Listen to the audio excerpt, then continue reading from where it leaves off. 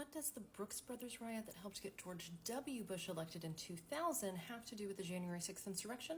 Let's talk about it. In 2000, Democrat Al Gore won about 500,000 more votes than the Republican George W. Bush. This was the son of Republican President George H.W. Bush.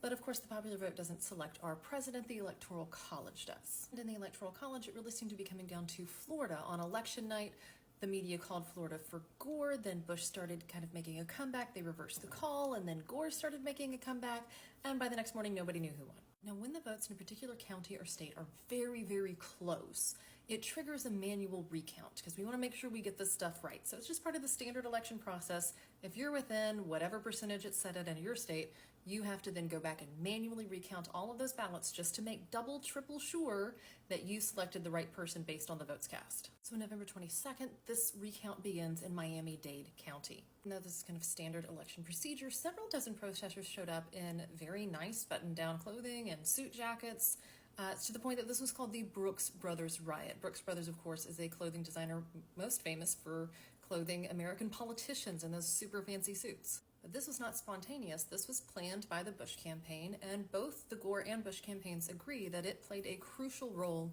in the outcome of the 2000 election. Now, on top of politicizing this process, the Bush campaign began filing motions in court to try to stop the recount, while the Gore campaign was filing motions to keep the recount going to see who actually won the election. The most famous Republican operative on the scene there was Nixon's dirty trickster himself, Roger Stone, who of course will also be present for January 6th.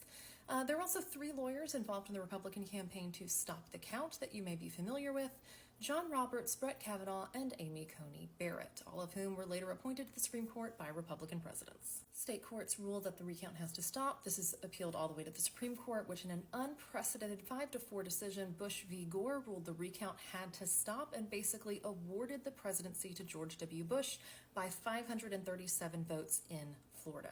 This is also why, if you look back, a lot of media between 2000 and 2004, people will still refer to President Bush as Governor Bush. It's a way of them saying, like, he wasn't actually elected the president. So what does this have to do with the 2020 election and January 6th? Well, 45's campaign was running the same playbook as Bush in 2000. The Trump campaign encouraged protesters to go to the sites where these recounts had been automatically triggered and demand they stop the count.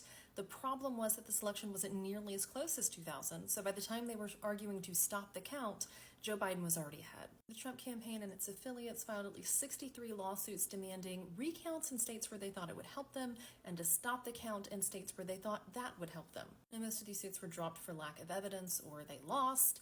The only one I'm aware that they won was a case where they argued they weren't being allowed to stand close enough to the people counting the ballots, and so they got to move like 6 feet closer. Democrat Joe Biden won the popular vote by about 7 million votes in the Electoral College, 306 to 232. So these tricks that work in a close election just didn't work for 45's campaign. Of course, an audit was triggered in Georgia, and a hand count of the ballots did not change the results. And in fact, on December 1st, 2020, Trump's Attorney General Bill Barr confirmed there was no evidence of any kind of voter fraud that would have changed the outcome of the 2020 election.